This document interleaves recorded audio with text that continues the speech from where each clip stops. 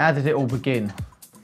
I was at the Junction one night because you've been booked to play, haven't you? Following month. Yeah. And so he said to us, "Come down and have a look, see what you think about it." And I come in and they had a little room upstairs, and I walked in there, and I just thought, this is cool, man. What's this? This is cool what this dude's doing. And it was like 2005, so it was sort of like just before that sort of electro tip had taken off, so it was still that sort of funky driven sound that was going on at the time. And I didn't really think much more of it. I hung about and I watched Side play, and I just liked what he was doing. And but that was the point at which the paths crossed, wasn't it? That was a moment of coming together.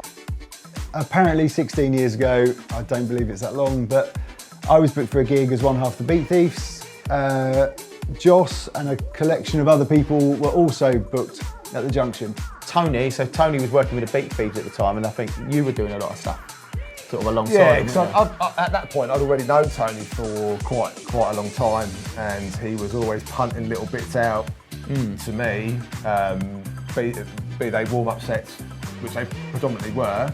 We'd all been playing together within the sort of local area, and I knew Simon really well, and I picked up with Joss almost straight away that there's a massive passion. There was this inert chemistry between Joss and Carter, their music.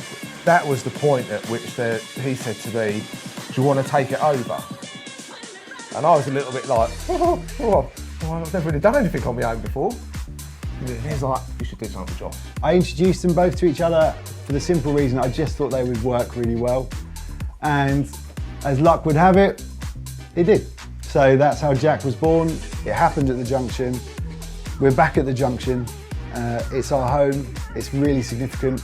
And it's at the heart of everything they do. Right at the beginning of Jacfest, where I first met Joss. It was, he showed me this place in the middle of nowhere, he drove me to it, and it was in the middle of nowhere. And I thought, you know what, it's like going back. At the time I met him, going back 25 years, it was like raw. It wasn't a club, wasn't shiny. It's all about the right music, which is the main thing. To my eyes, he weren't jumping on any bandwagon, any genre. It was true to our roots. Speaking of Joss, he was on the same page as me, and we just took it next level. And so it began, didn't it? And, and do you know what? You know, I mean, we look at what we're going to be doing.